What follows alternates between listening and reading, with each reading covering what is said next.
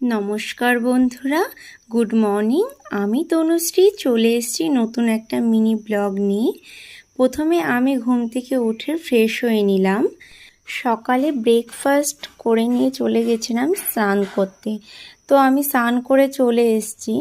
তারপর আমার রোজকার স্কিন কেয়ার একটু করে নিয়ে তারপর চলে গেছিলাম পুজো করতে, আমার মহাদেবের পুজো। তো ঠাকুরকে পুজো করে প্রণাম করে ঠাকুরের কাছে কিছু মনের কথা বলে চলে এসেছি লাঞ্চ করতে।